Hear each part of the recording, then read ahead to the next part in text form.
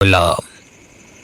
এই রাত্রিবেলায় যাস না, এসেছিস যখন আজকের রাতটা কাটিয়ে যা। চুপ সালা বুড়ি, আবার আদিক্ষেতা দেখানো হচ্ছে, জুতো মেরে গরুদান করছে সালা।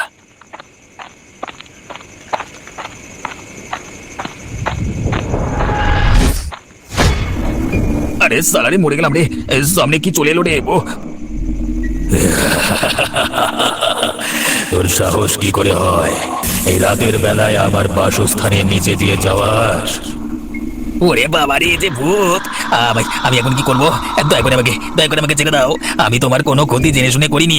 আমি জানতাম না যে রাতের বেলায় এই রাস্তা দিয়ে যেতে নেই। আমার খুব বড় ভুল হয়ে গেছে। বেশ, পরের জন্মে না হয় তুই ভুলটা শুধরে নিবি। তুমি আবার সেই কোন অজপাড়া গায়ে নিয়ে চলে এলে বলো তো? আমার না তোমাকে ভীষণ রাত ধরে এই জন্য। এখানে তুমি সাধু কোথায় পাবে? আমার গায়ে ভৈরবটা ছিলেন, আমি জানি উনি হয়তো আমাদের কিছু উপকার করতে পারেন। তোমার সেই এক কথা। যাক, তোমার সঙ্গে যখন বেরিয়ে এসেছি তখন আমি আর মাথা গরম করব না। এখন বলো কোন দিকে যাব? সোজা রাস্তা ধরে চলো, রাস্তার পাশে একটা শেওড়া গাছ পেরুলে তারপর গ্রামে প্রবেশ করা হবে।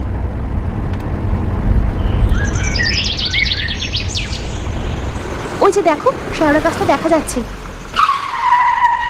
আরে আরে, এই গাড়িটার আবার কি হলো এই সময়? বন্ধ হয়ে গেল কেন এভাবে? এই তো অঘটনটা ঘটালে, এবার এখন কি হবে? এদিকে তো রাত নেমে এসেছে, আর এখানে তো কোনো গ্যারেজ আছে বলে আমার মনে হয় না। কিনি আমি কি করব? আমি কি জানতাম যে এই সময় খারাপ হবে গাড়িটা? সবকিছু তো ঠিকই ছিল। আমি তো অফিস থেকে ফিরলাম আজকে, কিন্তু এখন কি হলো? দাঁড়াও তো একবার নেমে দেখি।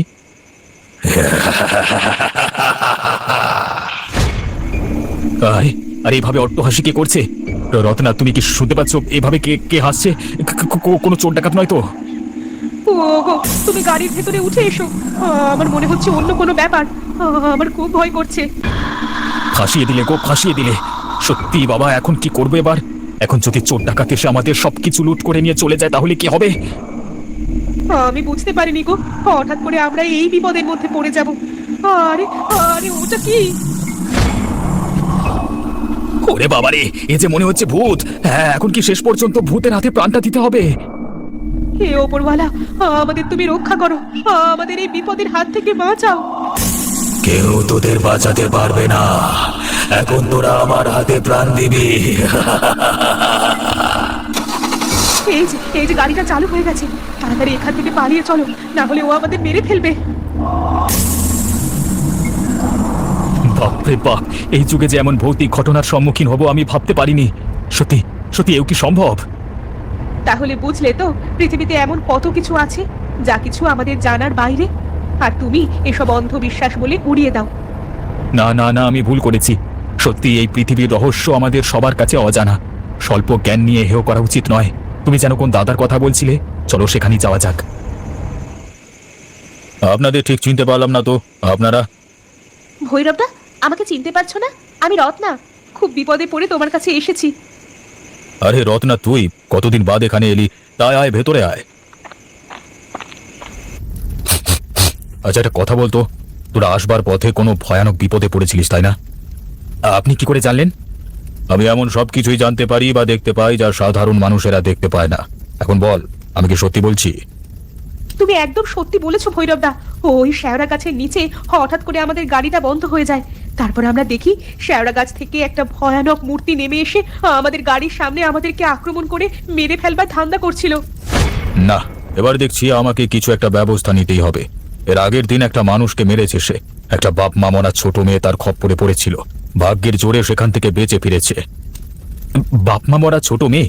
গিন্নি, আমাদের কথাটা একবার বলো, কি কারণে আমরা এসেছি? হ্যাঁ দাদা, আমরা যে বিষয়ে তোমার সাথে আলোচনা করতে এসেছি। এই গাছে কে থাকিস? আমার সামনে এসে দেখা দে। সাহস থাকলে আমার সামনে আয়। এখান থেকে চলে যা, না হলে তোর প্রাণ আজকে আর বাঁচবে না। এই বৃদ্ধ বয়সে আমি আর কাউকে ভয় পাই না, তবে আমি জানতে এসেছি তুই কে। আগে তো এই গাছে কোনোদিন কেউ থাকতো না, তুই এলি কোথা থেকে? কালকে যে তোর উপর আক্রমণ করতে এসেছিল তাকে আমি মেরে তোর উপকার করেছি। তার জন্য তুই আমাকে ধন্যবাদ জানিয়ে যত তাড়াতাড়ি পারিস সেখান থেকে চলে যা। আমি যাব না, তোমাকে বলতেই হবে তুমি কোথা থেকে এখানে এসেছো আর এইভাবে মানুষের ক্ষতি করে বেড়াচ্ছ কেন। আমি তো তোমাকে বলিনি আমার ভাইয়ের ছেলেকে মারতে, তাহলে তুমি মারলে কেন? এই শেওড়া গাছের নিচে রাত্রিবেলায় যেই একা যাবে তাদেরকে আমি ছাড়বো না। সকলকে মেরে আমি রক্ত মাংস চিবিয়ে খাবো। তাহলে আমাকেও মেরে ফেলো, আমাকে বাঁচিয়ে রেখেছো কেন? তুমি বাকিদের মতো নিষ্ঠুর নও, তোমার মধ্যে সরলতা আছে, তুমি বিপদে সকলকে সাহায্য করো, তাই আমি চাইলেও তোমাকে মারতে পারবো না। তুমি এখান থেকে এসো, আমাকে বিরক্ত করো না। আদু, বাড়িতে আছিস? বেরিয়ে আয় একবার, খুব দরকার আছে। আরে ভৈরবদা, তুমি এখানে কি করছো? আর এনারা কারা? এনারা শহর থেকে এসেছেন, আমাদের এক্ষুনি একবার শ্রেয়াদের বাড়ি যেতে হবে। শ্রেয়াদের বাড়ি কেন দাদা? ওখানে গিয়ে কি করবে? এনারা শ্রেয়াকে নিয়ে যেতে চান। শ্রেয়ার বাবা মা নেই তো, তাই এনাদের কাছে গেলে আশা করছি ও খুব ভালো থাকবে। কিন্তু দাদা, শনিবার তো তুমি দরজা খুলতে বারণ করেছো, তাহলে কি আমরা ঘর থেকে বেরোবো? আমি আছি তো, তোর কোনো চিন্তা নেই। তোদের গায়ে কেউ হাত দিতে পারবে না, তবে আমাদের শ্রেয়ার কাছে যেতে হবে। আজকে রাতটা থাক না দাদা, কালকে সকালেই বরং। তুই বুঝতে পারছিস না, আজকে রাতেই শ্রেয়ার সঙ্গে কথা বলতে হবে। যদি শ্রেয়া রাজি হয় তবে এনারা আজকেই তাকে নিয়ে চলে যাবে। ঠিক আছে দাদা, চলো তবে। এগি শ্রেয়া এখান থেকে গেল কোথায়? আরে আরে এই তাবিজটা তো আমি ওকে দিয়েছিলাম, ও হাত থেকে খুলেছে কেন? আর এখানে মনে হচ্ছে সেই অশরীরী আত্মা এসেছিল। তার মানে অতটুকু বাচ্চা মেয়েকে আজকে সে ঘর থেকে তুলে নিয়ে গেছে? আমাদের এক্ষুনি শেওড়া গাছের তলায় যেতে হবে, আর এক মুহূর্ত এখানে নয়। তুমি এখানে কেন এসেছো?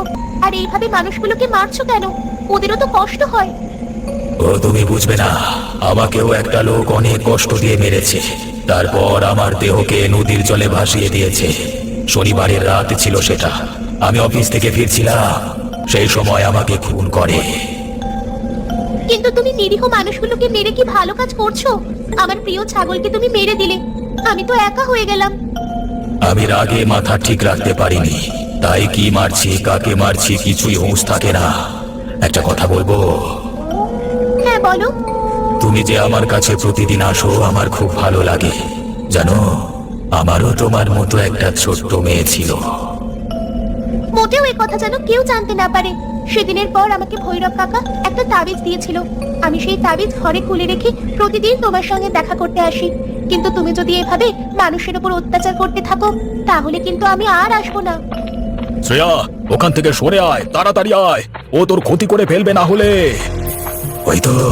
ওই তো সেই লোক যে আমাকে মেরেছে। আমি তোকে ছাড়বো না শয়তান, তোর জন্য আমার সারা জীবন নষ্ট হয়ে গেছে। তবে রে, মানুষ দেখলেই তোর আক্রমণ করতে মন চায়। এই নে তবে মর। ওই লোক আমাকে মেরেছে, আমাকে আমার প্রতিশোধ নিতে দে। আমার প্রতিশোধ নেওয়া হয়ে গেলেই আমি এখান থেকে সারা জীবনের মতো চলে যাব। আমাকে প্রতিশোধ নিতে দে। কে তোকে মেরেছে? দাত্রীনাথ। কি আবল তাবল বকছিস তুই? ও তোকে মারতে যাবে কেন? তুই কি ওকে চিনিস?